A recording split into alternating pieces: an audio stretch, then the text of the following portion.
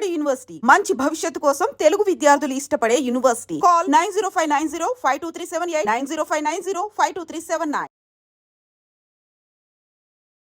అసలు ఎంత కామన్ అయిపోయింది స్వప్న గారు ఇన్ఫర్టిలిటీ. కేసులు పెరిగిపోతున్నాయి. చాలా మంది కపుల్స్ ఇన్ఫర్టిలిటీ ఇష్యూస్తో గుళ్ళు చుట్టూ హాస్పిటల్స్ చుట్టూ తిరగడం మనం చూస్తున్నాము. ఎంత పెరిగిపోయింది ఒకప్పటితో కంపేర్ చేసుకుంటే? ఈ మధ్య కాలంలో ఇన్ఫర్టిలిటీ అనేది ఇట్స్ ఆన్ రైస్. 50% ప్రిజర్వేటివ్స్ కి ఇన్ఫర్టిలిటీకి ఏమైనా కనెక్షన్? డెఫినెట్గా ఉందండి. ఎందుకంటే ఒకసారి మిస్క్యారేజ్ అయింది, దానికి సమ్ XYZ రీజన్స్ ఉన్నాయి అనుకుందాం. సెకండ్ టైం ట్రై చేశారు, సెకండ్ టైం కూడా మిస్క్యారేజ్ అయింది.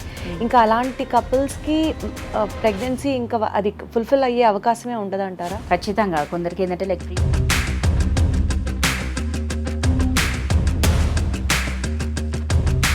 Age has an impact on fertility or no? Age definitely has an impact.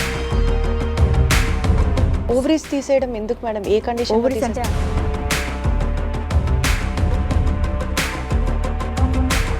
Egg and sperm కలిసిన తర్వాత ఒక లైట్ లాంటిది ప్రొడ్యూస్ అవుతుందంట, ఒక డివైన్ లైట్.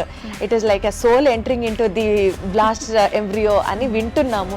అది this has been like ragingly popular on the social media. Is it true? మనం అలా ఊహించుకుంటున్నాం.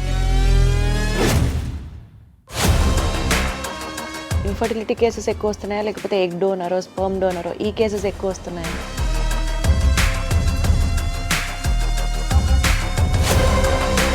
Thyroid problem ఉన్న వాళ్ళకి పిల్లలు పుట్టరు అన్నది ఎంతవరకు కరెక్ట్?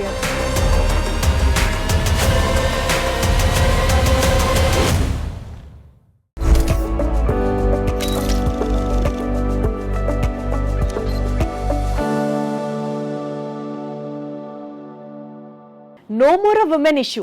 హలో ఎవ్రీబడి, అందరికీ నమస్కారం. Welcome to this special show. Actually infertility అన్న పాయింట్ గురించి మనం మాట్లాడితే సగానికి సగం మంది ఏ ఒపీనియన్లో ఉంటారంటే ఇది కేవలం ఆడవాళ్ళలో ఫాల్ట్ మాత్రమే, అందుకనే వాళ్ళకి పిల్లలు పుట్టట్లేదు అని అనుకుంటూ ఉంటారు. But thanks to the evolution ఇప్పుడు కొంతమంది అట్లీస్ట్ ఇద్దరు రెస్పాన్సిబిలిటీ ఉంది అని ఆలోచించడం స్టార్ట్ చేశారు. కానీ మ్యాక్సిమం సొసైటీలో ఉన్న ఒక స్టిగ్మా, ఒక ప్రెషర్, ఒక స్ట్రెస్ ఎక్కువ శాతం ఆడవాళ్లే తీసుకుంటూ ఉంటున్నారు. అండ్ ఇప్పటికీ ఇది ఇంకా ఇరేజ్ అయిపోలేదు. At least I'm talking in some remote places or villages. కొంతమంది మైండ్ సెట్ అయితే ఇట్లాగే ఉంటుంది. టెస్ట్లు ఏమైనా చేయించుకోవాల్సి వస్తే ఓన్లీ ఆడవాళ్ళే వెళ్ళి చేయించుకుంటారు, మగవాళ్ళకి మాత్రం ఇవి అసలు వర్తించవు, పట్టవు, వాళ్ళు పర్ఫెక్ట్ అన్న ఒపీనియన్లో ఉంటుంటారు. But to be very honest, ఇన్ఫర్టిలిటీకి చాలా కారణాలు ఉంటాయి. ఎందుకు ఇన్ఫర్టిలిటీ ఇవాళ రేపటి రోజుల్లో విపరీతంగా పెరిగిపోతుంది? What is an alternative to this? What kinds of medications are available? What kinds of procedures are available? వీటన్నిటి గురించి ఈ రోజు టాపిక్ లో మాట్లాడుకుందాం. మీరు హాయిగా రిలాక్స్ అయిపోయి ఈ పాడ్కాస్ట్ ని ఎంజాయ్ చేస్తూ చూస్తుండండి. And I have with me doctor Swapna Chekuri garu, ప్రముఖ గైనకాలజిస్ట్, నాతో ఈ షోలో జాయిన్ అవుతున్నారు. హలో స్వప్న గారు. హలో అండి, ఎలా ఉన్నారు? Fine. How are you? Absolutely great. Okay. So ఈ ఇన్ఫర్టిలిటీ గురించి మాట్లాడితేనండి, అసలు ఎంత కామన్ అయిపోయింది స్వప్న గారు ఇన్ఫర్టిలిటీ. కేసులు పెరిగిపోతున్నాయి. చాలా మంది కపుల్స్ ఇన్ఫర్టిలిటీ ఇష్యూస్తో గుళ్ళు చుట్టూ హాస్పిటల్స్ చుట్టూ తిరగడం మనం చూస్తున్నాము. బట్ ఎంత కామన్ అయిపోయింది ఈ ప్రాబ్లం, ఎంత పెరిగిపోయింది ఒకప్పటితో కంపేర్ చేసుకుంటే? ఇప్పుడు ఆల్మోస్ట్ చూడండి, మనకు ఓపీడీకి లైక్ 10 పేషెంట్స్ వాకిన్ వస్తున్నారు. 10 పేషెంట్స్లో కూడా almost 6 patients they come under category of infertility. ఇప్పుడు ఈ మధ్య కాలంలో ఇన్ఫర్టిలిటీ అనేది ఇట్స్ ఆన్ రైస్. చెప్పాలంటే there are so many reasons అండి. అండ్ మీరు అన్నట్టుగా ఓన్లీ లేడీస్దే కాదు, ఈ మధ్య ఏంటంటే male infertility is on rise. ముందు ఏంటంటే ఎక్కువగా లేడీస్ అనేవాళ్ళు, but now nothing of that sort. Even ఇప్పుడు 50% లేడీస్ అయితే 50% మేల్ ఇన్ఫర్టిలిటీ, అంటే the percentage is increasing more towards the male partner also. అది. And there are so many reasons. ఇప్పుడు reasons అంటారా, మనకు ముందులాగా యంగ్ ఏజ్లో మ్యారేజెస్ అవ్వట్లేదు. అంటే చాలామంది కూడా మాకు కెరియర్లో సెటిల్ అవ్వాలి అన్నట్టుగా లేట్ మ్యారేజెస్ ప్లాన్ చేస్తున్నారు. పోనీ మ్యారేజ్ అయ్యాక ఇమీడియట్గా ప్రెగ్నెన్సీకి ప్లాన్ చేస్తున్నారా? లేదు. ఈవెన్ ఆఫ్టర్ మ్యారేజ్ తర్వాత కూడా ఒక 3-4 years they are taking some time. అంటే మాకు ఫైనాన్షియల్ సెటిల్మెంట్ కావాలి, కెరియర్లో స్టెబిలైజ్ అవ్వాలి అన్నట్టుగా ప్రెగ్నెన్సీ డిలే చేస్తున్నారు. And lot of stress. ఇప్పుడున్న వర్కింగ్ కండిషన్స్లో ఏంటంటే స్ట్రెస్ ఎక్కువగా తీసుకోవడం వల్ల కూడా వాళ్ళకి ఫర్టిలిటీ ఇష్యూస్ అనేది ఎదురవుతున్నాయి. అది కాకుండా ఇర్రెగ్యులర్ టైమింగ్స్, అంటే ఇప్పుడు సపోజ్ వైఫ్ మార్నింగ్ షిఫ్ట్లో చేస్తూ ఉంటారు, వాళ్ళ హస్బెండ్ నైట్ షిఫ్ట్లో చేస్తూ ఉంటారు. సో అలాంటప్పుడు కూడా chance of infertility are more. ఇంకోటి హ్యాబిట్స్. మనకి ఏంటంటే ముందు హెల్దియర్ లైఫ్ స్టైల్ ఉండేది, అంటే పొద్దునే లేవడము, కొంచెము ఇంట్లో పనులన్నీ చేసుకునే వాళ్ళు, వంగడం లేవడం, అవి that itself is enough as a basic exercises లాగా.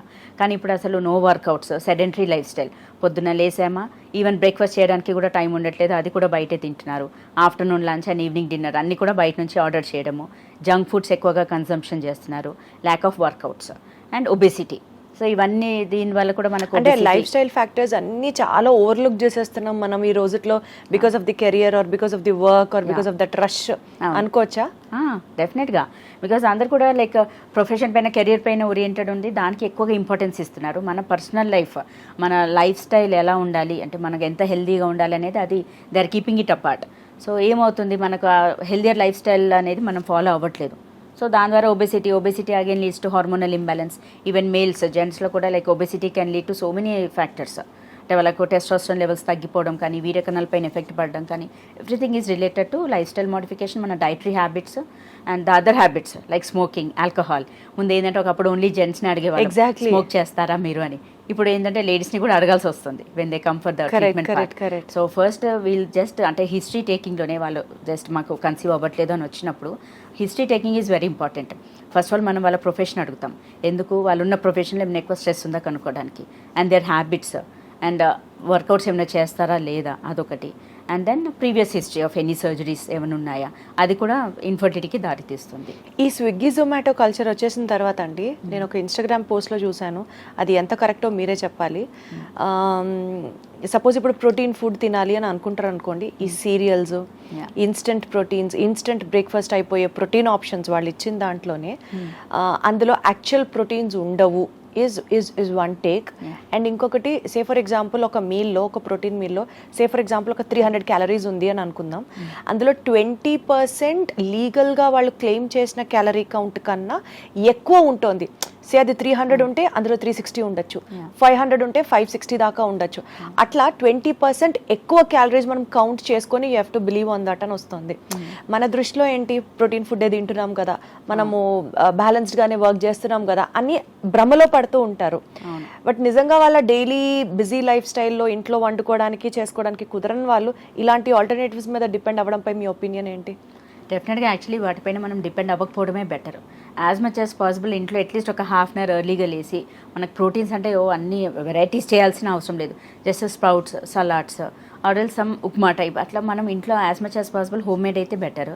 అప్పటికి కుదరలేదు అన్నప్పుడు కూడా యాక్చువల్లీ ఇప్పుడు వర్కింగ్ ఎన్విరాన్మెంట్లో ఒకరికి అంటే లైక్ హోమ్ మేడ్ ఇవి కూడా వస్తున్నాయి, అంటే ఇంట్లో చేసి సప్లై చేసే వాళ్ళు కూడా ఉన్నారు.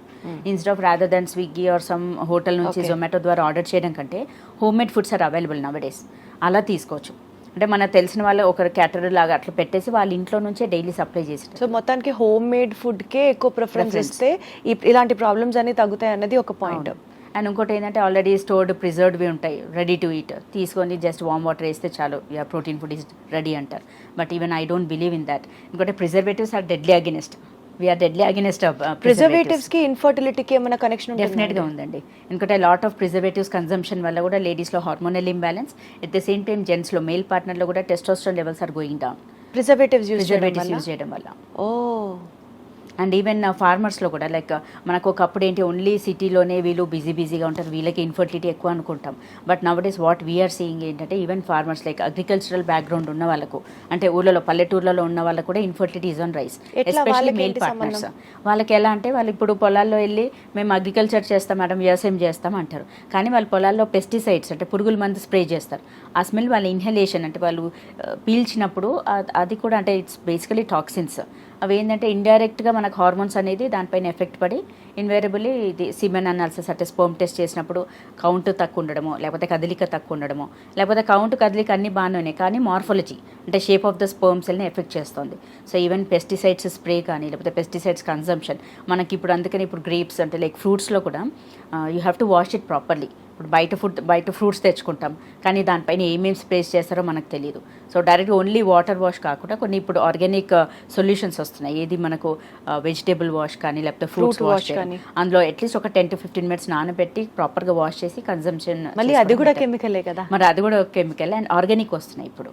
అదొకటి. లేదంటే న్యాచురల్ సోర్సెస్ అంటే జస్ట్ సాల్ట్ వాటర్, అందులో కొంచెం vinegar, white vinegar with some salt, వేసి అందులో కూడా ఒక 10-15 మినిట్స్ నానబెట్టాలి. ఎటు మనం ఈ ఫ్రూట్స్ అండ్ వెజిటబుల్స్ గురించి మాట్లాడుకుంటున్నాం కాబట్టి నాకు ఎప్పుడూ ఒకటి డౌట్, యాపిల్ ఫ్రూట్ని పీల్ చేసి తినాలా ఆర్ డైరెక్ట్గా యాపిల్ని డైరెక్ట్ యాపిల్ విత్ పీల్తోనే తీసుకోవాలి. విత్ పీలే కదా? పీల్, బికాజ్ యాక్చువల్లీ పీల్లోనే చాలా కంటెంట్స్ ఉంటాయి, న్యూట్రియంట్స్ ఉంటాయి, యాంటీ ఆక్సిడెంట్స్ ఉంటాయి.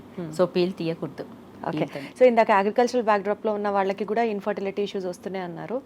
ఇప్పుడు సపోజ్ ఫర్ ఎగ్జాంపుల్ ఆ బ్యాక్డ్రాప్ నుంచి ఒక కపుల్ వాళ్ళు సక్సెస్ అయ్యారు అనుకుందాం, వాళ్ళకి డెలివరీ అయింది, బేబీ పుట్టారని అనుకుందాం. ఆ బేబీకి ఏమైనా మెంటల్లీ ఛాలెంజెస్ ఫేస్ చేసేది కూడా maybe because of this pesticides అని అనుకోవచ్చా?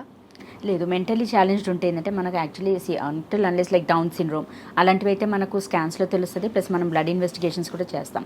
అంటే కన్సీవ్ అయ్యాక 3rd మంత్లో ఎన్టీ స్కాన్ అయ్యాక డబుల్ మార్కర్ బ్లడ్ టెస్ట్ చేస్తాం. ఏదైనా తేడా ఉంటే మాత్రం మనకు అందులోనే తెలిసిపోతుంది. కొన్ని ఇన్హెరెంట్ లైక్ ఆటిజం అట్లాంటివి ఏంటంటే మనకు ఏ టెస్ట్ ద్వారా కూడా మనం తెలుసుకోలేము. కొన్ని ఏంటంటే మనకు సపోజ్ డబుల్ మార్కర్ టెస్ట్ చేసాం, అందులో డౌట్ఫుల్ వచ్చింది, హై రిస్క్ వచ్చింది. అలా ఉన్నప్పుడు ఏంటంటే మనకు ఉమ్మినీరు కూడా తీసి టెస్ట్కి పంపిస్తాం. అంటే ఈ బేబీలో జన్యుపరంగా ఏదైనా ప్రాబ్లం ఉందా, ఈవెన్ బిఫోర్ డెలివరీ మనం తెలుసుకుంటాం. నిజంగానే బాగాలేదు, అది ఏ కండిషన్లో చేస్తారు మేడం? అంటే అందరికీ చేస్తారా? అందరికీ చేయమండి. కొన్ని హై రిస్క్ కేటగిరీస్ అంటే first of all already elderly lady, అంటే తన ఏజ్ మోర్ దెన్ 35 ఉంది, లేదు మనకు ప్రీవియస్ బేబీకి ఏదైనా డౌన్ సిండ్రోమ్, ఏదైనా జెనెటిక్ ప్రాబ్లమ్స్ ఉన్నాయి, అలా ఉన్నప్పుడు కూడా మనము ఇది ఆమ్నియోసెంటసిస్ అంటాం. అంటే ఉమినీరు తీసి టెస్ట్కి పంపించడం. అంటే ఇప్పుడు లోపల పెరిగే బేబీకి మళ్ళీ సేమ్ అదే ప్రాబ్లం రిపీట్ అవుతుందా, పోనీ అది కాకుండా వేరే జెనెటిక్ ప్రాబ్లమ్స్ ఏమైనా ఉన్నాయా అని తెలుసుకోవడానికి అట్లా, అంటే కొన్ని హై రిస్క్ కేసెస్లో మాత్రమే అలాంటి స్పెషల్ టెస్ట్లని మీరు సజెస్ట్ చేస్తారు. ఓకే. సో ఫర్టిలిటీ గురించి మాట్లాడుతున్నాం కాబట్టి ప్రైమరీ ఇన్ఫర్టిలిటీ, సెకండరీ ఇన్ఫర్టిలిటీ అంటే ఏంటి? ప్రైమరీ ఇన్ఫర్టిలిటీ అంటే first of all both the couple, అంటే తినకు నెలసరి పీరియడ్స్ రెగ్యులర్గా ఉంది, హస్బెండ్ కూడా హెల్దీ, ఇద్దరివి రిపోర్ట్స్ అన్నీ నార్మల్గా ఉన్నాయి, వాళ్ళు 1 year వరకు ట్రై చేసిన, అంటే ఏమి కాంట్రసెప్టివ్ ప్రికాషన్స్ ఏం ఫాలో అవ్వకుండా 1 year వరకు ట్రై చేసినా ప్రెగ్నెన్సీ రాలేదు అన్నప్పుడు వాళ్ళని ప్రైమరీ ఇన్ఫర్టిలిటీ కేటగిరీ కింద వస్తారు. సెకండరీ ఇన్ఫర్టిలిటీ అంటే వాళ్ళకి ముందు ప్రెగ్నెన్సీస్ వచ్చాయి, కాకపోతే అబోషన్స్ అవ్వడము, మిస్క్యారేజెస్ అవ్వడము. సో అట్లీస్ట్ వన్స్ ఒక్కసారి వాళ్ళు కన్సీవ్ అయ్యారు అంటే మాత్రం వాళ్ళు సెకండరీ ఇన్ఫర్టిలిటీ కేటగిరీ కింద వస్తారు. సో ఒకసారి మిస్క్యారేజ్ అయింది, దానికి సమ్ XYZ రీజన్స్ ఉన్నాయని అనుకుందాం, సెకండ్ టైం ట్రై చేశారు, సెకండ్ టైం కూడా మిస్క్యారేజ్ అయింది, ఇంకా అలాంటి కపుల్స్కి ప్రెగ్నెన్సీ ఇంకా అది ఫుల్ఫిల్ అయ్యే అవకాశమే ఉండదంటారా? అలా ఏం లేదండి, ఖచ్చితంగా కొందరికి ఏంటంటే లైక్ ప్రీవియస్ 3-4 మిస్క్యారేజెస్ అయిన వాళ్ళకు కూడా 5th pregnancy might be a successful pregnancy. అచ్చా. అది. అండ్ ఇంకోటి ఏంటంటే what is the reason for the pregnancy loss, అది కూడా చూసుకుంటాం.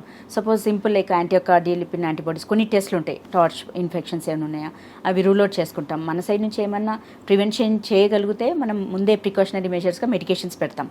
లేదు అన్నీ చేసినా నార్మల్గా ఉన్నాయి అని అంటే మాత్రం next time when she conceives అప్పుడు ఏంటంటే మనం ప్రొఫైలాక్టిక్గా కొన్ని మెడికేషన్ సపోర్ట్ కూడా ఎక్స్ట్రా సపోర్ట్ పెడతాం. వేరే వాళ్ళతో కంపేర్ చేస్తే వీళ్ళు కొంచెం ఎక్స్ట్రా సపోర్ట్ పెడతాం.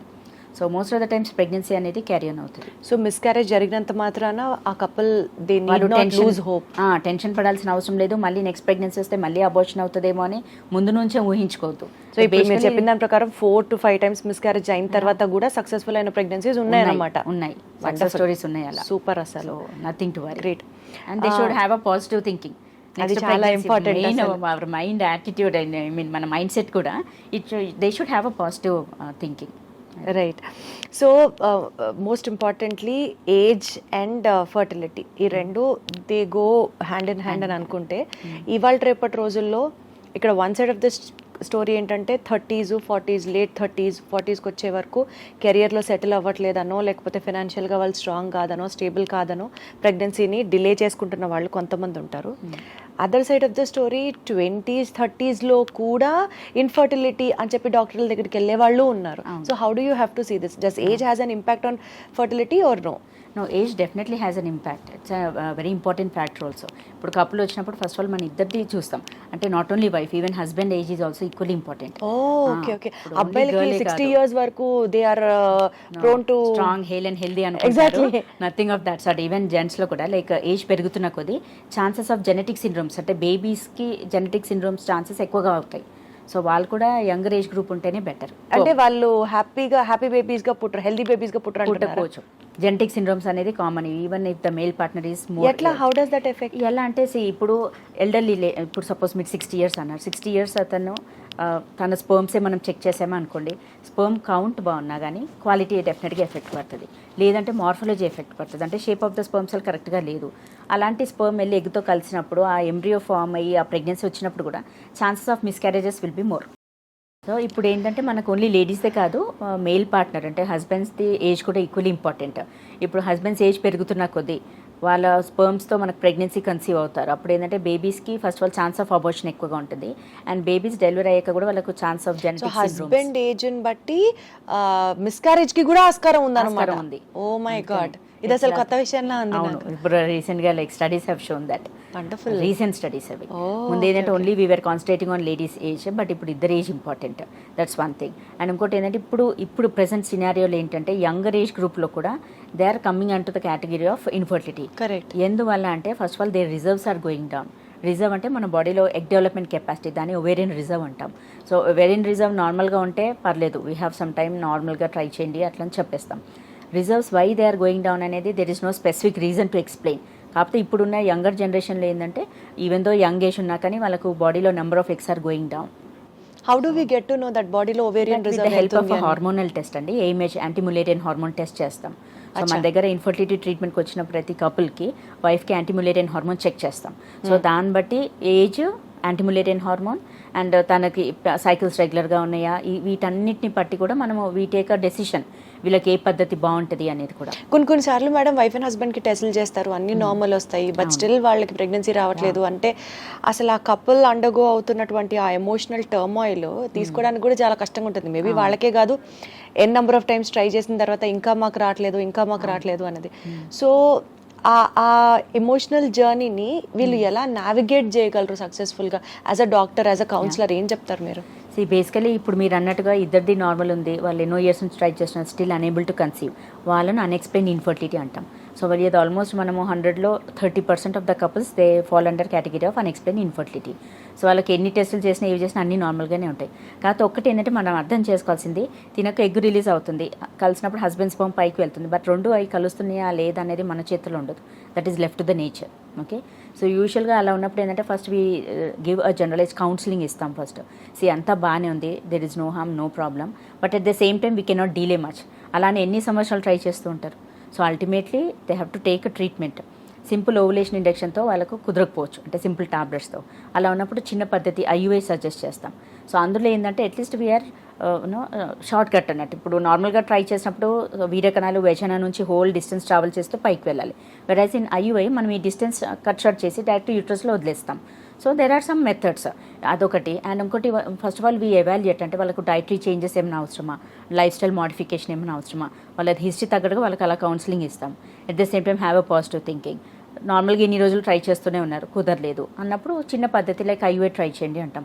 ఐయుఐ కూడా మాక్సిమం 3 to 4 సైకిల్స్లో యూజువల్గా కన్సీవ్ అయిపోతారు అన్ఎక్స్ప్లెయిన్ ఇన్ఫర్టిలిటీ. అన్ఎక్స్ప్లెయిన్డ్ అయితే still in spite of 3-4 cycles of IUI దాంతో కూడా కన్సీవ్ అవ్వలేదు అన్నప్పుడు అప్పుడు hire method like IVF suggest చేయాల్సి వస్తుంది. ఈ ప్రొసీజర్స్ గురించి డీటెయిల్డ్గా ఒక్కొక్క దాని గురించి మాట్లాడుకుందాం. బట్ దానికంటే ముందు మేడం, ఇన్ఫర్టిలిటీతో బాధపడుతున్నారు ఎవరైనా అని అంటే ఫస్ట్ తీసుకోవాల్సిన స్టెప్స్ ఏంటి? లైక్ ఫర్ ఎగ్జాంపుల్ కొంతమంది చెప్తూ ఉంటారు కదా, మొన్నే కదా పెళ్ళయింది, అంత కంగారు ఎందుకు, ఇంకా వెయిట్ చేయి అని అంటూ ఉంటారు. వీళ్ళు కూడా ట్రై చేస్తూ ఉంటారు, కానీ infertility this is not working out anymore అని అనుకున్నప్పుడు ఫస్ట్ చేయాల్సిన స్టెప్స్ ఏంటి వాళ్ళు? ఫస్ట్ ఏంటంటే సరే వాళ్ళంతా వాళ్ళు ఎవాల్యుయేట్ చేసుకోలేకపోతారు. కొందరు ఏంటంటే మేము అంతా బాగానే తింటున్నాము, సైకిల్స్ రెగ్యులర్గానే ఉన్నాయి, బాగానే ఇంటర్ కోర్స్ అంటే అప్పుడు కూడా కలిసినప్పుడు కూడా ఏం ప్రాబ్లం లేదు, అలానే కొందరు సెల్ఫ్గా దే టెన్ టు అంత నార్మలే ఉంది కదా అనుకుంటారు. బట్ అలా కాదు, మీకు అర్థమవుతుంది. అంటే యూజువల్గా 1 year లోపల ప్రెగ్నెన్సీ వస్తుంది, కొందరికి 1.5 year టైం పట్టొచ్చు. అప్పటికి కూడా ప్రెగ్నెన్సీ అందలేదు అంటే మాత్రం జస్ట్ ఆ బేసిక్ రొటీన్ చెకప్కి వెళ్ళాలి, వైఫ్ అండ్ హస్బెండ్ ఇద్దరు కూడా, not only wife. So wife అంటే వాళ్ళిద్దరికి బేసిక్ ఎవాల్యుయేషన్ చేస్తాం, చేసి అన్నీ నార్మల్గా ఉన్నాయి అనుకోండి, సరే మనం ఒకటి న్యాచురల్ సైకిల్ చూడొచ్చు, అంటే ఏం మెడిసిన్ లేకుండా తనకి ఎగ్ పెరుగుతుందా లేదా, పెరిగిన ఎగ్ రిలీజ్ అవుతుందా లేదా, ఇవన్నీ మనకు ఫాలిక్యులర్ స్టడీలో తెలుస్తుంది. సో అలా న్యాచురల్గా పెరిగి న్యాచురల్గా ఓవులేషన్ అవుతుందంటే వాళ్ళకి ఆ డేట్స్ ఇచ్చేస్తాం, ఈ పలానా డేట్ నుంచి ఈ డేట్ వరకు మీరు ట్రై చేయండి, ప్రొజెస్ట్రాన్ సపోర్ట్ తీసుకుని ఫ్యూ మెడికేషన్ పెడతాం. అలా 3 to 6 సైకిల్స్ నార్మల్గా ట్రై చేయండి అంటాం. స్టిల్ అయినా కన్సీవ్ అవ్వలేదు, అప్పుడు మనం ప్రాపర్గా ట్రీట్మెంట్ అంటే బేసిక్ ఓవులేషన్ ఇంజెక్షన్ నుంచి స్టార్ట్ చేస్తాం. అంటే 1.5 year వెయిట్ చేయాలి బేసిక్గా, 1.5 year వరకు వాళ్ళు ట్రై చేసి కంగారు పడొద్దు. లైక్ మ్యారేజ్ అవ్వడంలోనే నాకు 6 monthsలోనే ప్రెగ్నెన్సీ రాలేదు అని, maximum 1.5 year. And not only ఇప్పుడు మ్యారిటల్ లైఫ్ అని కాదు, డిపెండ్స్. సపోజ్ ఆల్రెడీ తనకు లేట్ మ్యారేజ్ అయింది, తను ఆల్రెడీ 35 ఉంది, so I don't ask her to wait for 1.5 year. Right, correct. Better she come immediately. 40 years వాళ్ళు ఉంటారు. లేదు కొందరికి యంగ్ ఏజ్ 20-24 ఆ ఏజ్, బట్ ప్రీవియస్లీ ఒక ఓవరీ తీసేశారు తనకి ఏదో సర్జరీ వల్ల. సో అలాంటి వాళ్ళు కూడా they should be more cautious. Ovaries తీసేయడం ఎందుకు మేడం? ఏ కండిషన్? ఓవరీస్ అంటే అన్అవాయిడబుల్ సిచ్యుయేషన్ లోనే తీస్తారు. Ovaries they are very important for ladies. Correct. ఎందుకంటే మనకు హార్మోన్స్ వచ్చేది కానీ ఎగ్ రిలీజ్ అయ్యేది అన్నీ కూడా ఓవరీ నుంచే. కొందరికి very bad cases like ovarian tumour or ovarian carcinoma, cancer ఉంది. సో అప్పుడు ఓవరెక్టమీ చేయాల్సిందే కదా, లైఫ్ సేవింగ్ ప్రొసీజర్. లేదు కొందరికి హ్యూజ్ ఓవేరియన్ సిస్ట్ వచ్చి టార్షన్ అంటే ఒడి తిరిగిపోయి patient has gone into shock, ovarian tissue normal tissue లేదు అన్నప్పుడు అది కంప్లీట్గా as a life saving procedure ovary తీయాల్సి వస్తుంది. కొందరికి సివియర్ ఎండోమెట్రియోసిస్ ఉంటుంది, అంటే నార్మల్ ఓవరీ టిష్యూ కాకుండా ప్రతి నెలసరి పీరియడ్స్ ఏదైతే బయటికి రావాల్సింది బ్యాక్ ఫ్లో వెళ్ళిపోతుంది. కొందరికి వెళ్ళిపోయి ఓవరీ పైన ప్రతి నెల కొంచెం పడేది అక్యూములేట్ అయిపోయి హ్యూజ్ చాక్లెట్ సిస్ట్ అవుతుంది. అప్పుడు కూడా అది నాన్ ఫంక్షనల్ ఓవరీ. సో ఆ సిస్ట్ వల్ల సివియర్గా పెయిన్ ఉంది, లేదు టార్షన్ ఒడి తిరిగి కొందరు షాక్లోకి వెళ్ళిపోతారు సివియర్ పెయిన్ తట్టుకోలేక. అప్పుడు కూడా as a life saving procedure you have to remove. అలాంటి సిచ్యువేషన్స్ లో ఉన్న పేషెంట్స్ కి అయితే మాత్రం 1 year కూడా వెయిట్ చేయడం అనవసరం. బికాస్ దే నో నాకు ఒక ఓవరీ లేదు, ఒకటే ఓవరీ ఉంది. సో ఆ ఓవరీ సరే రిజర్వ్ ఎలా ఉందో చెక్ చేసుకోవాలి. దట్స్ వై ఒక బేసిక్ ఎవాల్యుయేషన్ కోసం డాక్టర్ దగ్గరికి వెళ్తే మనం చెక్ చేసి చెప్తాం, ఓకే మీ రిజర్వ్ బాగానే ఉంది, యూ కెన్ ట్రై న్యాచురలీ, నార్మల్గా ఇట్లా ఈ డేస్లలో ట్రై చేయండి అని మనం అడ్వైస్ ఇస్తాం. నిజంగానే రిజర్వ్ తగ్గిపోతుందంటే మాత్రం no, you have to speed it up. ఎందుకంటే మరీ లేట్ చేసినాక ఏమవుతుంది, మన ఎగ్స్ పోతాయి అంటే బాడీలో తగ్గిపోతాయి. అప్పుడు అనవసరంగా మనం డోనార్ ఎగ్కి వెళ్ళాల్సి వస్తుంది. Got it madam. సో ఇప్పుడు మనకి డిఫరెంట్ టైప్స్ ఆఫ్ ప్రొసీజర్స్ అవైలబుల్గా ఉన్నాయి. ఇందాక మీరు అన్నట్లు ఐయుఐ వర్కౌట్ అవ్వకపోతే next IVF. And thanks to కొంతమంది సెలబ్రిటీస్ ఇప్పుడు egg freezing techniques are also become into light. And surrogacy గురించి కూడా వింటూ ఉన్నాం. ఇలాంటివి చాలా ప్రొసీజర్స్ ఉన్నాయి కదా, ఏమేమి ప్రస్తుతం మనకి అవైలబుల్గా ఉన్నాయి and which procedure is suited to whom, if you have to tell that, ఏం చెప్తారు?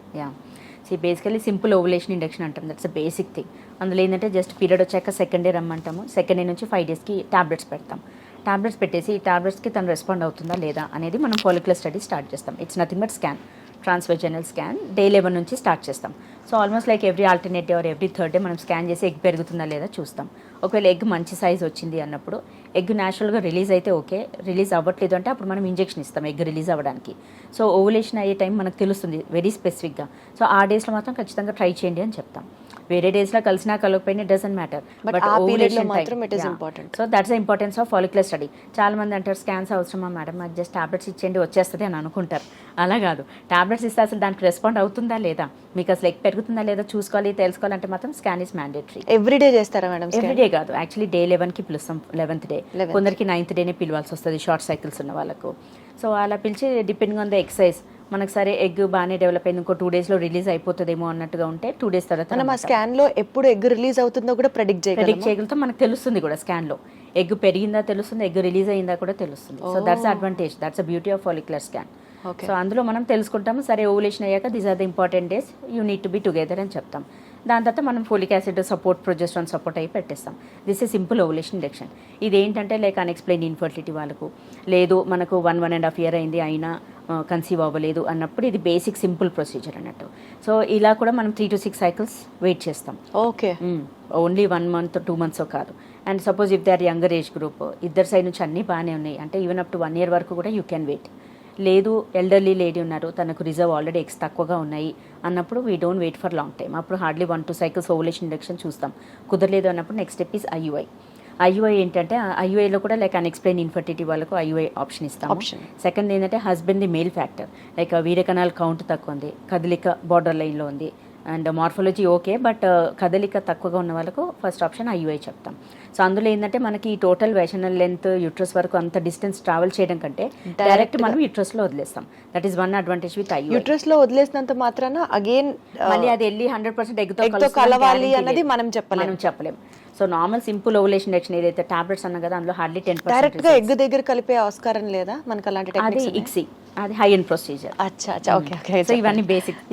ఓకే. సో ఐయుఐలో ఏంటంటే మనం వీరకణాలు వదిలేస్తాం కాబట్టి అది షార్ట్ కట్. సెకండ్ అడ్వాంటేజ్ ఏంటంటే ఐయుఐలో మనం ప్రాసెసింగ్ చేస్తాం. సో కొన్ని డెడ్ సెల్స్ ఉంటాయి, కొన్ని పస్ సెల్స్ ఉంటాయి, కొన్ని ఇమ్మోటైల్ స్పర్మ్ సెల్స్ ఉంటాయి, అవన్నీ కూడా మనం ఫిల్టర్ అవుట్ చేస్తాం. ఫిల్టర్ అవుట్ చేసి ఏవైతే యాక్టివ్ ఫిజికల్ గా మనం ఫిల్టర్ అవుట్ చేస్తాము, అండర్ మైక్రోస్కోప్ కూడా చూస్తారు. అండ్ వాట్ ఎవర్ మనము అంటే అందులో మీడియా యాడ్ చేసి సెంట్రిఫ్యూజ్ లో పెడతాం. ఆల్మోస్ట్ 45 minutes స్పిన్నింగ్ అయ్యాక ఏవైతే dead cells, pus cells, immotile cells ఉంటాయి అవన్నీ settle down. Whatever is actively immotile పైకి స్విమ్ చేస్తూ వస్తాయి, స్విమ్ అప్ టెక్నిక్ అంటాం. సో అవి మనకు లోడ్ చేసి ఇస్తారు. సో అవి డైరెక్ట్గా మనము యూట్రస్ లోపలికి వదిలేస్తాం. సో వదిలేసాక మళ్ళీ అవి వెళ్ళి ఓవరీ నుంచి దానికి release కూడా అయిన కౌంట్ ఉంటుందా madam?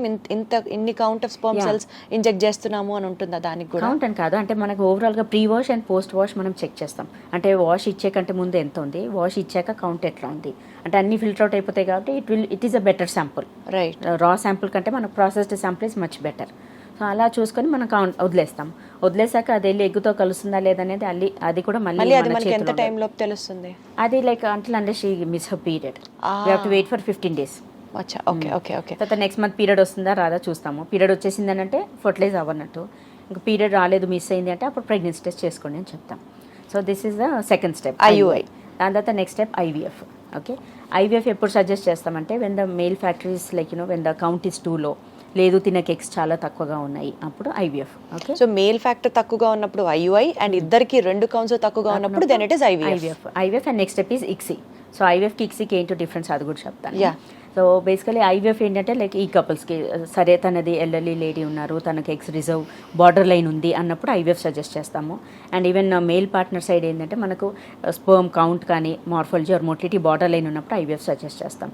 And when the tubes are blocked, main important ఏంటంటే ట్యూబ్స్ బ్లాక్ ఉన్నప్పుడు కూడా నో అదర్ ఆప్షన్, అప్పుడు IVFకి వెళ్ళాల్సిందే. సో IVF ఆర్ ICSIలో ఏంటంటే మనము starting from day 2 second day of periods నుంచి డైలీ ఇంజెక్షన్ స్టార్ట్ చేస్తాం. ఇంజెక్షన్ స్టార్ట్ చేసి like 5th or 6th day scan start చేస్తాం. ఆ స్కాన్స్లో ఏంటంటే మనం ఇచ్చిన ఎగ్స్ అంటే ఇంజెక్షన్స్కి రెస్పాన్స్ వస్తుందా, ఎగ్స్ డెవలప్ అవుతున్నాయా లేదా, పోనీ అడిక్వేట్ రెస్పాన్స్ ఉందంటే will continue the same dose, లేదు రెస్పాన్స్ సరిగా రావట్లేదు అన్నప్పుడు మనం వేరే ఇంజెక్షన్ యాడ్ చేయడమా లేకపోతే డోస్ పెంచడమా అనేది గ్రాడ్యువల్గా చూస్తూ మాడిఫై చేసుకుంటూ, అంటే will give the injections almost for like 8 days నుంచి 12 days ఆన్ అన్ యావరేజ్. కొందరికి 8 daysలోనే రెడీ అయిపోతాయి, కొందరికి 12 days వరకు టైం పట్టొచ్చు. సో ఎగ్స్ ఎప్పుడైతే మంచి సైజ్ వస్తాయో అప్పుడు అండర్ అనెస్థీషియా ఎగ్స్ ఏంటంటే మనకు ట్రాన్స్వెజనల్ స్కాన్ ద్వారా చూస్తూ కింది నుంచే తీస్తాం ఎగ్స్, ఎక్స్ట్రాక్ట్ చేస్తాం. సో అంతా యాస్పిరేట్ చేసి that we keep it in the incubator for 2 hours so that కొంచెం మెచ్యూరిటీ కూడా వస్తుంది ఎగ్స్కి. అదే రోజున మనం హస్బెండ్ది సీమన్ శాంపుల్ అడుగుతాం. సో శాంపుల్ కూడా ప్రాసెసింగ్ చేసి ఏవైతే యాక్టివ్గా ఉన్నాయో స్పర్మ్ సెల్స్ మనం సెలెక్ట్ చేసుకుంటాం. సో IVFలో ఏంటంటే ఒకటే డిష్లో ఒక చోట గ్రూప్ ఆఫ్ ఎగ్స్, ఒక చోట గ్రూప్ ఆఫ్ స్పర్మ్స్ వదిలేస్తాం. సో స్పర్మ్స్ ఏంటి అవంతలో వెళ్ళి ఎగ్తో ఫర్టిలైజ్ అవ్వాలి. ఎందుకు మేడం అలా వదిలేయడం? దానికి ఏమైనా రీజన్ ఉందా? అంటే దట్ ఈస్ లైక్ అంటే it is almost mimicking a normal process. మనకు పొట్టలో జరిగేది మనం బయట చేస్తున్నాం. In vitro fertilization. IVF is nothing but in vitro. So అదేంటంటే మనం ఇంక్యుబేటర్లో పెడతాం. Incubator is like our human body. ఆ మెషిన్లో సేమ్ సెట్టింగ్స్ అంతా కూడా అట్లాగే ఉంటాయి. సో మనం తీసి అక్కడ అంటే 2 పక్కన ఉంటాయి కాబట్టి ఛాన్సెస్ విల్ బీ బెటర్. అది అండ్ IVFలో ఏంటంటే మనకి ఇప్పుడు స్పర్మ్స్ హెల్దీగా లేవు, లేదు ఎగ్ హెల్దీగా లేదంటే అసలు అది ఫర్టిలైజేషన్ అవ్వదు కదా, అట్లా కొన్ని మనం ఫిల్టర్ అవుట్ చేసేసుకోవచ్చు. So this is in IVF. అలా పెట్టేసి ఇంక్యుబేటర్లు పెట్టాక మళ్ళీ 48 hours తర్వాత తీసి చెక్ చేస్తాం ఎన్ని ఎగ్స్ ఫర్టిలైజ్ అయినాయి, ఎన్ని ఎగ్స్ ఫెర్టిలైజేషన్ ఫెయిల్యూర్ అయ్యాయి, అవన్నీ చూసుకొని మనకి 48 hours కల్లా ఫర్టిలైజేషన్ ప్రాసెస్ కంప్లీట్ అవుతుంది. కంప్లీట్ అయ్యాక ఏవైతే ఫర్టిలైజ్ అయినాయో మళ్ళీ వాటిని ఫిల్టర్ అవుట్ చేసి ఇంకో డిష్లోకి ట్రాన్స్ఫర్ చేసి మళ్ళీ పెంచుతాం అన్నట్టు. 2nd day, 3rd day, 5th day వరకు. That is in IVF.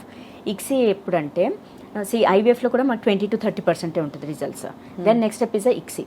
ICSI ఎప్పుడు చేస్తామంటే when the eggs are very few, కొన్ని ఎగ్స్ ఉన్నాయి, చాలా రిజర్వ్, చాలా లోవర్ రిజర్వ్ ఉంది, కొన్ని వెరీ ఫ్యూ ఎగ్స్ ఉన్నాయి, స్పర్మ్ సెల్స్లో కూడా వెరీ ఫ్యూ మిలియన్ ఉన్నాయి అన్నప్పుడు మాత్రం మనం ICSI ఆప్షన్. ICSIకి IVFకి ఏంటి డిఫరెన్స్ అంటే the procedure is the same.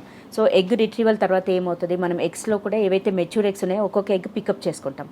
స్పర్మ్స్లో ఏవైతే బాగున్నాయో అది ఒక్కొక్క స్పర్మ్ సెలెక్ట్ చేసుకునే ఆప్షన్ ICSIలో ఉంటుంది. అలా సెలెక్ట్ చేసి ఒక ఎగ్ ఒక్కొక్క స్పర్మ్ మనమే ఇంజెక్ట్ చేస్తాం. ఈ IVFలో ఏంటంటే అదే ఫర్టిలైజ్ అవ్వాలి, ఇందులో ఏంటంటే మనమే ఇంజెక్ట్ చేస్తాం. అఫ్ కోర్స్ ఇంజెక్ట్ చేసిన accuracy ఎక్కువ ఉంటుంది ఇందులో పర్సెంటేజ్ అంటే success rate will be more with ICSI. Almost like 50 to 60% ఉంటుంది. సో ఇంజెక్ట్ చేసినంత మాత్రాన 100% ఇది ఫర్టిలైజ్ అవుతుంది అని కూడా చెప్పలేము మనం. Why? Because it depends on the quality. Egg quality బాగుండాలి, మనం మంచివే తీసి ఇంజెక్ట్ చేస్తాం, మంచివే తీసాము, but genetics we cannot check. No, ఇప్పుడు sperm head, neck, tail piece ఉంటుంది, నెక్లో జెనెటిక్ మెటీరియల్ ఉంటుంది.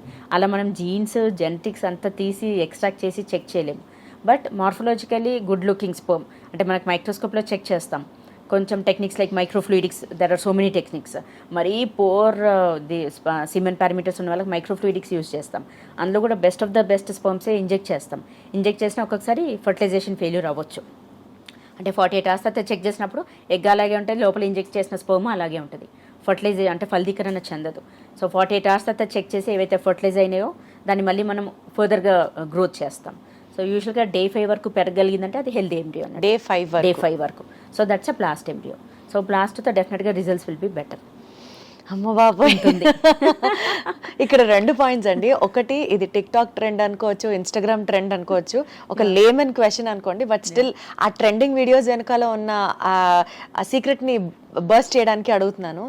ఎగ్ అండ్ స్పర్మ్ కలిసిన తర్వాత ఒక లైట్ లాంటిది ప్రొడ్యూస్ అవుతుంది అంటే ఒక divine light. It is like a soul entering into the blast embryo అని వింటున్నాము. అది this has been like ragingly popular on the social media. Is it true? It's only hype అండి, social media hype చెప్పాలంటే.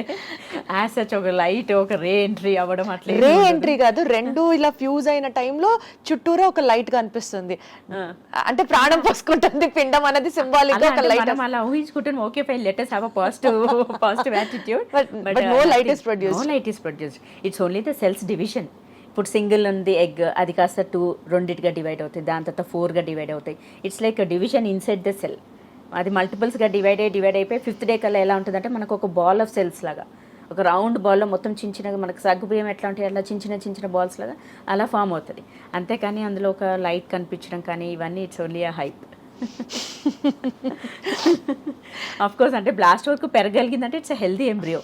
అంటే whatever is there, అంటే మన పొట్టలో ఏదైతే అవుతుందో మనం బయట పెంచగలుగుతాం. That's a beauty of the recent technology. And మనకి ఏంటంటే ఎంబ్రియోస్కోప్ అని ఉంటుంది మెషిన్స్, అంటే మనం ఎంబ్రియో లోపల పెట్టాక అది ఎలా డివైడ్ అవుతుంది అనేది మనం ఎంబ్రియోని బయటికి తీయకుండానే the screen will be displayed. So ఇప్పుడు ఇది డివైడ్ అవుతుంది 48 hours తర్వాత ఇలా ఉంది, 72 hours తర్వాత ఇలా డివైడ్ అయ్యింది without disturbing the embryo. So కొన్ని 2nd డే 3rd డే వరకు పెరిగి అక్కడ అరెస్ట్ అయిపోతాయి. ఓ మళ్ళీ అది కూడా జరుగుతుంది. అందుకనే కదా బ్లాస్ట్ వరకు పెరిగిందంటేనే మనకి అది మంచి హెల్దీ ఎంబ్రియో. అంటే ఇప్పుడు ఏవైతే మిస్క్యారేజెస్ ఇప్పుడు నార్మల్గా న్యాచురల్గా కన్సీవ్ అయిన వాళ్ళకు చాలా మందికి 3rd month లోపల మిస్క్యారేజెస్ అవుతాయి, అంటే హార్ట్ బీట్ రాకపోవడము, కొందరికి హార్ట్ బీట్ వస్తుంది, ఒక స్టేజ్ వరకు పెరిగి అక్కడ ఆగిపోతుంది. సో ఇవన్నీ కూడా ఇందులో ఫిల్టర్ అవుట్ అయిపోతాయి. ఇక్కడ 2nd డే 3rd డే వరకు పెరిగి ఆగిపోయి చూడండి, మోస్ట్లీ ఆ ఎంబ్రియో ఇంప్లాంట్ అవుతే కూడా అట్లాగే అవుతుంది. ఇలా స్టెప్ బై స్టెప్ ఇన్ని ప్రొసీజర్స్ చెప్పారు కదా మేడం, ఒక్కొక్క స్టెప్ పెరిగే కొద్దీ కాస్ట్ కూడా పెరిగిపోతూ ఉంటుంది. డెఫినెట్గా అండి, డెఫినెట్గా. అసలు ఏది ఒక కామన్ పర్సన్ కి అఫోర్డబుల్ రేంజ్ లో ఈ ఇన్ఫర్టిలిటీ ట్రీట్మెంట్ ఉండట్లేదు అని అంటే బికాస్ ఇంత కాంప్లికేటివ్ ట్రీట్మెంట్ కాబట్టి ఉంటుంది. అండ్ ఏంటంటే బేసికలీ సింపుల్ ప్రొసీజర్స్ కి నాట్ మచ్, ఓన్లీ మనం high and procedures like IVF ఈసీకి వెళ్ళినప్పుడు ఖర్చు పరంగా ఎక్కువ ఉంటుంది. ఎందుకోసం అంటే దాని మెయింటెనెన్స్ కూడా అలాగే ఉంటుంది. ఇంజెక్షన్స్ మనం ఏవైతే వాడతామో అవి కూడా బెస్ట్ రీకాంబినెంట్ వాడాల్సిందే కాబట్టి అది కాస్ట్ వైజ్ అక్కడ వాళ్ళకు పడుతుంది. అండ్ దెన్ మనకు lab maintenance, incubator machine maintenance, ఆ whole lab environment is not like a single room. ఇప్పుడు మనం ఏదో ఆపరేషన్ థియేటర్ రూమ్ లాగా కాదు, దానికి ఇంక్లూడింగ్ ద వాల్స్, ఫ్లోరింగ్ కానీ మనకు రూఫ్ కానీ ఎయిర్ ఫిల్టర్స్ కానీ ఎంత స్టెరైల్ ఉండాలంటే ఆ ఎన్విరాన్మెంట్, లైక్ బికాస్ ఎంబ్రియోస్ కదా, అవి మళ్ళీ అసలు డ్యామేజ్ అవ్వకుండా దానికి ఇన్ఫెక్షన్ ఏం రాకుండా ఉండాలంటే ఆ ఎన్విరాన్మెంట్ కూడా మనం అంతే నీట్గా స్టెరైల్గా like a temple. It's like మాకేంటంటే ఇట్స్ లైక్ ఎ టెంపుల్. మేము అందులో ఎంటర్ అయ్యేటప్పుడు కూడా అందుకే నేను not much personal, we keep thumb this thing lock for that. Hardly 2 or 3 people are allowed to enter inside. And entry అప్పుడు కూడా మనం హోల్ డ్రెస్ చేంజ్ చేసుకోవాలి, no perfumes, no deodorants, no mehndi, no nail polish, చాలా స్ట్రిక్ట్గా ఉంటుంది when we are entering the IVF lab. అంటే the embryos are so delicate, మనం వాటిని కూడా అంతే డెలికేట్గా మెయింటైన్ చేయాలి. Correct. And all the gases daily morning రాంగ్లోనే maintenance is expensive basically IVF ల్యాబ్లో. మార్నింగ్ రాంగ్లోనే టెక్నీషియన్స్ మన జూనియర్ ఎంబ్రియాలజిస్ట్ వీళ్ళు వస్తారు. ఫస్ట్ ఆఫ్ ఆల్ క్లీనింగ్ ఒకటి, ఎవ్రీ కార్నర్ నుంచి స్వాప్ తీసుకుంటారు, ఏమైనా ఇన్ఫెక్షన్ ఉందా, అది day by day process. Daily మనకి ఇంక్యుబేటర్లో గ్యాసెస్ది pH, కార్బన్ డైఆక్సైడ్ అన్నీ కరెక్ట్గా ఉన్నాయా లేవా. And we have an alarm system. Mid night ఏమైనా పవర్ పోతే కూడా we get an alarm. Of course మనకు బ్యాకప్ పెడతాం 365x24x7, అంటే 1 minute కాదు కదా, 1 second కూడా మనం పవర్ కట్ లేకుండా చూసుకోవాలి. So there is lot of maintenance in IVF lab. That's how it becomes expensive చెప్పాలంటే. ఇంత ఖర్చు పెట్టిన తర్వాత కూడా ఇంకా బాధ అనిపిస్తుంది ఒక్కొక్కసారి. ఐవీఎఫ్ చేసినా ఇంకా ప్రెగ్నెన్సీ రాలేదు అని అంటే, అంత ఖర్చు పెట్టి అంత మెంటల్ టర్మాయిల్ గో త్రూ అయ్యి అయినా ప్రెగ్నెన్సీ రాలేదు అని అంటే ఐ అండర్స్టాండ్. ఎందుకోసం అంటే వాళ్ళకి చాలా హోప్స్ ఉంటాయి, మేము ఇంత ఖర్చు పెట్టేశాము, ఎంబ్రియోస్ బాగానే ఉన్నాయి అన్నారు, ట్రాన్స్ఫర్ బాగానే అయింది అన్నారు, డెఫినెట్గా పాజిటివ్ వస్తుందండి. అఫ్కోర్స్ మనం అందరికీ ఎంకరేజ్ చేస్తాం పాజిటివ్ థింకింగ్లోనే ఉండండి అని చెప్పేసి, but we cannot guarantee 100% guarantee అనేది ఉండదు. Let it be A procedure అయినా కానీ 100% గ్యారంటీ అనేది ఉండదు. Maximum up to 50 to 60% results అంటాం. ఎట్ ద మోస్ట్ ఏదైనా డోనారీకి వెళ్తే ఏమైనా మాక్సిమం 70% రిజల్ట్, బట్ నాట్ 100%. ఇప్పుడు ఇలా 60-70% దాకా వచ్చాం కదా మేడం, ఇంతకు మించి రీసెంట్ డెవలప్మెంట్ టెక్నిక్స్లో ఏదైనా ఒక రే ఆఫ్ హోప్ లాగా అనిపిస్తుందా? ఇంకా this is going to definitely work out, ఇంకా వస్తుంది ఫ్యూచర్లో ఈ technology is going to bring miracles అన్నట్టు ఏమన్నా ఉందా? అంటే ఇంకా studies are going on. Medicine is always never ending. ఒకటి అయిపోయాక ఇంకోటి రెనోవేషన్ అంటే ఇంకా ఫర్దర్గా అడ్వాన్స్మెంట్స్ వస్తూ ఉంటాయి. బట్ యాజ్ ఆఫ్ నౌ మనకు ఉన్న వాటిలో లేటెస్ట్ టెక్నాలజీ వైజ్ పరంగా చూస్తే అయితే 60 to 70%. See why we cannot guarantee 100% అంటే there are so many factors. Endometrium అంటాం. Endometrium is like a soil. అంటే మనం భూమిలో ఒక గింజ పడేస్తే అది నాటుకోదు. అదే భూమిని మనం కింద పైన చేసి కొంచెం మెన్యూర్ వేసి కొంచెం వాటర్ ఎరువులు అవన్నీ వేసి కొంచెం నీరు పోసి గింజ నాటితే అతుకొని పెరిగే ఛాన్సెస్ ఎక్కువగా ఉంటుంది. సేమ్ థింగ్ ఎండోమెట్రియం కూడా we compare like soil. So మనం ఇప్పుడు ఎంబ్రియో ట్రాన్స్ఫర్ చేసే ముందర కూడా ఎండోమెట్రియం కరెక్ట్గా ఉందా, దాని థిక్నెస్ బాగానే ఉందా, బ్లడ్ సప్లై బాగుందా, హార్మోన్స్ బాగున్నాయా, ఇవన్నీ చెక్ చేసే వేస్తాము. కానీ అది అతుక్కుంటుందా లేదా అనేది నా చేతిలో ఉండదు, వాళ్ళ చేతిలో కూడా ఉండదు. Of course it's left to the nature. And there is no single test to detect. సరే ఇప్పుడు ఈ ఎంబ్రియో వేస్తున్నాం, అది అతుక్కుంటుందా లేదా అని ముందే తెలుసుకోవడానికి ఏం టెస్ట్. సో మనం ఎంబ్రియోని ఇంప్లాంట్ చేసిన తర్వాత the only factor which has been looked for is the endometrium. Yeah, only when endometrium is hale and healthy, when it is satisfactory, then only we will transfer. Suppose మనకి endometrium బాగాలేదు అనుకోండి, we don't transfer. మనం embryos freeze చేసి పెట్టేస్తాం. Endometrium ఎప్పుడైతే రెడీగా ఉంటుందో అప్పుడే మనం ట్రాన్స్ఫర్ చేస్తాం. మనం ఇన్ని జాగ్రత్తలు తీసుకొని చేసినా కానీ 100% రిజల్ట్ అనేది we cannot guarantee. Got it because అది ఇంకా ఆ మదర్ హెల్త్ కండిషన్ మీద కూడా చాలా ఆధారపడి so many factors are involved in that. Okay, so ఈ ఎగ్ ఫ్రీజింగ్ ఇందాక మీరు మాట్లాడుతూ చెప్పారు. What is this egg freezing? Egg freezing is not a fancy thing. చెప్పాలంటే nowadays it has become very common. Right. అంటే నాట్ ఓన్లీ సెలబ్రిటీస్ అని కాదు, there are very specific social indications for egg freezing. ఎవరికి అని అంటే ఇప్పుడు నేను చెప్పాను, యంగ్ గర్ల్స్, కొందరు అన్మ్యారీడ్ గర్ల్స్ ఉంటారు, వాళ్ళకు ఓవేరియన్ క్యాన్సర్ ఉంది. సో వాళ్ళు కీమోథెరపీ, రేడియోథెరపీకి వెళ్ళాల్సి వస్తుంది. సో కీమోథెరపీ కంటే ముందే ఎగ్ ఫ్రీజింగ్ వెళ్ళాలి వాళ్ళు. ఎందుకోసం అంటే when they are expose to radiation ఆ ఉన్న ఎగ్స్ కూడా డ్యామేజ్ అయిపోతాయి. సో అట్లాంటి కేసెస్లో కూడా ఏంటంటే ఈవెన్ బిఫోర్ స్టార్టింగ్ కీమోథెరపీ మనం స్టిమ్యులేట్ చేసి ఎగ్ ఫ్రీజింగ్ చేస్తాం. ఎగ్ ఫ్రీజింగ్ చేశాక they can go for chemotherapy. ఎట్లాగో వాళ్ళ ఎగ్స్ ప్రిజర్వ్ అయి ఉన్నాయి. లేటర్ ఆన్ ఆఫ్టర్ మ్యారేజ్ తర్వాత then they can go for an IVF procedure with those eggs. That is one indication. Second indication అంటే ఇప్పుడే like single ovary has been removed, లేదు సివియర్గా torsion అయిపోయి ఇంకా ఓవరీ పనిచేయట్లేదు అన్నప్పుడు తీయాల్సి వస్తుంది. అప్పుడు మళ్ళీ మనకు వేరే ఓవరీలు కూడా మళ్ళీ ప్రాబబిలిటీ ఉంటుందేమో అన్నప్పుడు కూడా మనం we advise for egg freezing. And third possibility ఏంటంటే already lower reserve, like young age ఉంది బట్ రిజర్వ్ తక్కువగా ఉంది, బట్ తను ఇప్పట్లో మ్యారేజ్ ప్లాన్స్ లేవు, లేటర్ ఆన్ మ్యారేజ్ చేద్దాం అనుకుంటుంది కెరియర్ కోసం, చదువు కోసం. యా, అలా ఉన్నప్పుడు కూడా better they go for egg freezing rather than going for a donor egg. అంటే ఎవరిదో డోనార్ ఎగ్ తీసుకోవడం కంటే మన ఎగ్స్ మనం ముందే ప్రిజర్వ్ చేసేసుకుంటే లేట్ మ్యారేజెస్ అయినా తర్వాత అయినా you can utilize those eggs. So these are like very specific social indications. Of course ఇప్పుడు సెలబ్రిటీస్ అంటే ఈవెన్ వాళ్ళు కూడా అంతే కదా, దే ఆర్ కెరియర్ ఓరియంటెడ్. ఇప్పుడు వాళ్ళు కూడా తొందరగా మ్యారేజ్, తొందరగా ప్రెగ్నెన్సీ అనేది ప్లాన్ ఉండదు. సో అలాంటి వాళ్ళకి కూడా మనము ఏ కేసెస్ ఎక్కువ వస్తున్నాయండి? ఇన్ఫర్టిలిటీ కేసెస్ ఎక్కువ వస్తున్నాయా, లేకపోతే ఎగ్ డోనరో స్పర్మ్ డోనరో ఈ కేసెస్ ఎక్కువ వస్తున్నాయా? మనకి ఇన్ఫర్టిలిటీ కేసెస్ ఎక్కువగా వస్తాయి. వాళ్ళు వచ్చినప్పుడు మనం రిజర్వ్ చెక్ చేసి అప్పుడు వాళ్ళకి సరిపోతుందా లేకపోతే డోనర్కి ఏమైనా వెళ్ళాలా అనేది అప్పుడు మనం డిసైడ్ చేస్తాం. ఇప్పుడున్న సొసైటీలో మన దాంట్లో యాక్సెప్టబుల్ గా ఉందా అండి డోనర్ ఎగ్ తీసుకోవడం కానీ? డోనర్ యాక్సెప్టబుల్ అండి. ఇప్పుడు చేస్తున్నారా మీరు అలాంటి కేసెస్ కూడా? It's a routine thing and acceptable thing also. అంటే పర్వాలేదా, జనాల మైండ్ సెట్ కొంచెం మారింది ఈ విషయంలో? ఏంటంటే అసలు అమ్మో డోనరా ఎలానో అట్లా అంటే లాట్ ఆఫ్ రెస్ట్రిక్షన్స్ ఉండేది. వాళ్ళు స్టెప్ బ్యాక్ అయ్యేవాళ్ళు. చాలా మంది ట్రీట్మెంట్ వరకు వచ్చేసి డోనర్ అనేసరికి స్టెప్ బ్యాక్ అవుతారు. ఆఫ్కోర్స్ ఇప్పటికీ ఉన్నారు కొంతమంది, ఒక set of people. But recently like their mind set is also changing. ఇప్పుడు ఈ ఎగ్ డోనర్స్ ఎగ్ తీసుకోవాల్సి వచ్చినా లేకపోతే స్పర్మ్ డోనర్స్ అయినా సరే వాట్ ఎవర్ హూ ఎవర్, వాళ్ళకు కూడా జెనెటికల్ టెస్ట్ అన్ని చేసే మీరు క్లియరెన్స్ ఇస్తారా? అవునండి. There are specific banks like egg bank, sperm banks ఉంటాయి. అందులో ఏంటంటే మనం డీటెయిల్గా వాళ్ళది హిస్టరీ టేకింగ్, వాళ్ళ బ్యాక్గ్రౌండ్, వాళ్ళ ఎడ్యుకేషనల్ స్టేటస్ ప్లస్ వాళ్ళకి డీటెయిల్గా అన్ని జెనెటిక్ సిండ్రోమ్స్ వాళ్ళవి అవన్నీ కూడా రూల్ అవుట్ చేస్తాం. సో హెయిల్ అండ్ హెల్దీ ఇండివిజువల్ని మనం సెలెక్ట్ చేసుకోగలుగుతాం. అంటే obviously at the end of the day quality of the egg and the sperm matters. So వీటి యొక్క జెనెటిక్ అనాలిసిస్ రిజల్టే ఈజ్ ది బేబీ. అంతే. If the genetics are not normal, first of all abnormal ఉన్న వాళ్ళని మనం తెలిసిపోతుందా మనకి complete గా genetical picture వచ్చేస్తుంది? సిండ్రోమ్స్ అవన్నీ కూడా మనం రూల్ అవుట్ చేసుకోవాలి. అంటే ఫ్యూచర్ లో ఆ బేబీకి డయాబెటీస్ వస్తుందా లేకపోతే ఆటోఇమ్యూన్ వస్తుందా అలాంటివి కూడా మనం సజెస్ట్ చేయగలం? ఫ్యూచర్ లో డయాబెటీస్ అనేది మన చేతిలో ఉండదు. అఫ్ కోర్స్ ద పేరెంట్స్ ఏమైనా డయాబెటిక్ ఉండి వాళ్ళ నుంచి వచ్చే ఛాన్సెస్ ఉంటుంది కాబట్టి వాళ్ళని మనం రూల్ అవుట్ చేస్తాం, సెలెక్ట్ చేసుకోం. బట్ ఫ్యూచర్లో ఏంటంటే వాళ్ళ ఒబిసిటీ అయిపోయి వాళ్ళ లైఫ్ స్టైల్ సరిగా ఫాలో అవ్వలేకపోతే మొత్తం జెనెటికల్ పిక్చర్ వచ్చేస్తుంది అని అనుకున్నాం కదా, ఇలాంటివి రావా? వచ్చే ఛాన్సెస్ ఉంటుంది. ఇప్పుడు డయాబెటీస్ ముందు ఎలా మనకి ఇంట్లో ఫ్యామిలీలో ఎవరికైనా ఉంటే మదర్కో ఫాదర్కో ఉంటే బేబీకి వస్తుంది అని అలా ఉండేది. ఇప్పుడు now nothing of that sort. ఇంట్లో ఎవరికి లేకపోయినా ఫస్ట్ టైం వాళ్ళకి వచ్చే ఛాన్సెస్ కూడా ఉంది, అంటే అలా వస్తున్నాయి కూడా కేసెస్. సో నోవే రిలేటెడ్ ఇప్పుడు డయాబెటీస్ ఇవన్నీ ఏంటంటే ఎప్పుడైనా రావచ్చు లైఫ్లో. అంటే మాక్సిమం మనకి జెనెటిక్ ఇన్ఫర్మేషన్ అంటే ఇంకా ఎట్లాంటి అంటే information like thalassemia, blood disorders ఏమైనా ఉన్నాయా, అలాంటి పెద్ద పెద్దవే తెలుస్తాయి అయితే పెద్దవే తెలుస్తాయి. And age is also a factor కదా. సో యంగర్ ఏజ్ గ్రూప్ వాళ్ళని మనం సెలెక్ట్ చేసుకుంటాం, okay between 20 and 24 and married ladies. So ఇప్పుడు ప్రెగ్నెన్సీకి వెళ్ళాలనుకునే వాళ్ళు కానీ లేకపోతే ఇన్ఫర్టిలిటీని గో త్రూ అవుతున్న కపుల్స్కి కానీ చాలా educational resources, knowledge resources are available online. Podcast దగ్గర నుంచి, ఆన్లైన్ కమ్యూనిటీస్ దగ్గర నుంచి, బుక్స్ దగ్గర నుంచి. మీరేం సజెస్ట్ చేస్తారంటే few books what you can refer to, or you know ఈ పాడ్కాస్ట్లు ఇట్లా వెళ్ళండి, ఇలాంటి ఆన్లైన్ కమ్యూనిటీస్ ఉన్నాయి, go join in them, be positive, అట్లా చెప్పాలి అంటే what would you suggest? Actual మనకంటే ముందే వాళ్ళే అన్ని ఆల్రెడీ గూగ్లింగ్ చేసుకొని వస్తారు చెప్పాలంటే. I did not tell them. So they would have followed everything. అన్నీ ఫాలో అయ్యి అన్నీ విని అన్ని పాడ్కాస్ట్లు విని, because now the information is so vast. Correct. ముందు ఏంటంటే ఓన్లీ డాక్టర్ దగ్గరకు వచ్చి డాక్టర్ చెప్పిందే వాళ్ళకు తెలుసు, అంతే అదే ఫాలో అయ్యేవాళ్ళు. ఇప్పుడు అలా కాకుండా మన దగ్గర అంటే వచ్చే ముందే వాళ్ళు అన్నీ ఆల్రెడీ అన్నీ ట్రై చేసి అన్నీ అయిపోయాకనే మళ్ళీ అప్పుడే డాక్టర్ దగ్గరకు వస్తున్నారు. Otherwise even before doctor, Google doctor is the first one. కొన్ని మిత్స్ చెప్తా నేను, పాపులర్గా నడుస్తూ ఉన్నవి, అవి మనం డీబస్ చేసి వాట్ ఈస్ ద ట్రూత్ అన్నది మీరు చెప్పండి. అసలు అది మిత్తా ట్రూతా కూడా చెప్పండి ఫస్ట్. ఆబ్వియస్లీ నా ఇంట్రడక్షన్లో నేను చెప్పినట్లుగా infertility is only women's issue. No, not at all. It's both are equally responsible, 50-50%.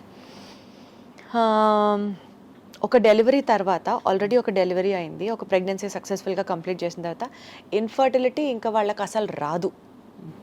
లేదు, రావచ్చు. It's a myth. ఎందుకంటే ఫస్ట్ టైం ప్రెగ్నెంట్గా ఉన్నప్పుడు అంటే ప్రెగ్నెన్సీ నార్మల్గా వచ్చేసింది, because both lady side and husband side నార్మల్గా ఉన్నాయి. But over period of time వాళ్ళకి ఏజ్ పెరిగినప్పుడు తనకి ఎగ్స్ తక్కువ అయిపోవచ్చు, ఇన్ఫెక్షన్స్ వల్ల ట్యూబ్స్ బ్లాక్ అవ్వచ్చు, హస్బెండ్ది మెయిల్ ఫ్యాక్టర్ అంటే తనకి ఏజ్ పెరుగుతున్న కొద్ది వీరకణాల కౌంట్ తగ్గొచ్చు, హ్యాబిట్స్ స్మోకింగ్, ఆల్కహాల్, లేదు హస్బెండ్కి డయాబెటీస్ అటాక్ అయింది, అలా ఉన్నప్పుడు కూడా వాళ్ళ వీరకణాల కౌంట్ తగ్గొచ్చు. సో ఒకసారి నార్మల్గా కన్సీవ్ అయిపోయాం కదా అని చెప్పేసి ఏళ్ళ తరబడి మనం వెయిట్ చేయకూడదు సెకండ్ ప్రెగ్నెన్సీకి. దానికి ఎంత గ్యాప్ ఉంటుంది మేడం? సెకండ్ ఐడియల్గా అయితే first child to second child మనమైతే మినిమం 2.5 to 3 years గ్యాప్ పెట్టుకోండి అని అంటాం. So after 3 years they should start try చేసినప్పుడు కూడా మనకు 1 year లోపల ప్రెగ్నెన్సీ రావాలి. అప్పటికి కూడా రాలేదంటే there is some problem is there.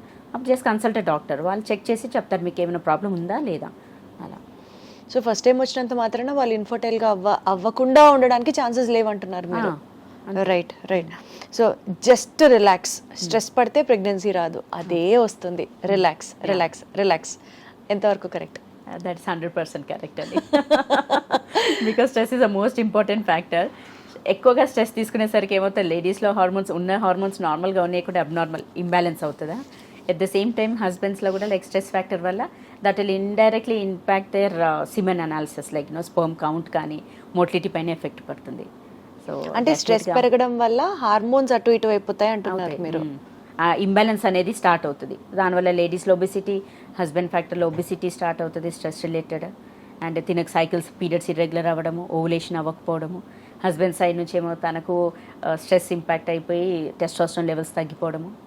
అన్ని హార్మోన్స్ డిఫర్ అవుతాయండి? ఓన్లీ ఈ రిప్రొడక్టివ్ హార్మోన్స్ ఎఫెక్ట్ అవుతాయా? కాదు, ఎండోక్రైనల్ ఫ్యాక్టర్స్ కూడా like thyroid levels, prolactin levels. చాలా మంది స్ట్రెస్ ఎక్కువ తీసుకొని నిద్ర సరిగా పోరు, వాళ్ళకి ప్రొలాక్టిన్ లెవెల్స్ ఎక్కువ అవుతాయి. సో ప్రొలాక్టిన్ ఎక్కువైనప్పుడు కూడా లేడీస్ సైడ్ ఏంటి, మనకు first of all egg development అవ్వదు, ఎగ్ డెవలప్ అయినా రిలీజ్ అవ్వదు, సిస్ట్లు ఫామ్ అవుతుంటాయి. హస్బెండ్ సైడ్ నుంచి ప్రొలాక్టిన్ లెవెల్స్ ఎక్కువ ఉన్నప్పుడు ఇన్వేరబుల్ వాళ్ళ టెస్టోస్టెరాన్ లెవెల్స్ ఎఫెక్ట్ పడతాయి, సిమెన్ పారామీటర్స్ ఎఫెక్ట్ పడతాయి. సో నాట్ ఓన్లీ ఈ హార్మోన్స్ అనే కాదు, మనకు ఓవరాల్గా అన్ని హార్మోన్స్ ఎఫెక్ట్ పడతాయి. Stress is the most important factor కదా. మరి ఇప్పుడు nowadays lot of yoga classes, power yoga, Zumba, aerobics, ఇవన్నీ స్ట్రెస్ బస్టింగ్ క్లాసెస్. అంతే. కరెక్ట్. 1 hour 45 minutes వర్కౌట్కి వెళ్ళేసి వస్తే health at the same time stress కూడా ఇట్స్ స్ట్రెస్ బస్టర్ కదా. Got it. And most importantly ఇందాక మీరు థైరాయిడ్ అన్నారు కాబట్టి థైరాయిడ్ కూడా చాలా పాపులర్ అయిపోయింది ఈ రోజుల్లో. థైరాయిడ్ హార్మోన్ థైరాయిడ్ ప్రాబ్లం ఉన్న వాళ్ళకి పిల్లలు పుట్టరు అన్నది ఎంతవరకు కరెక్ట్? It's purely myth.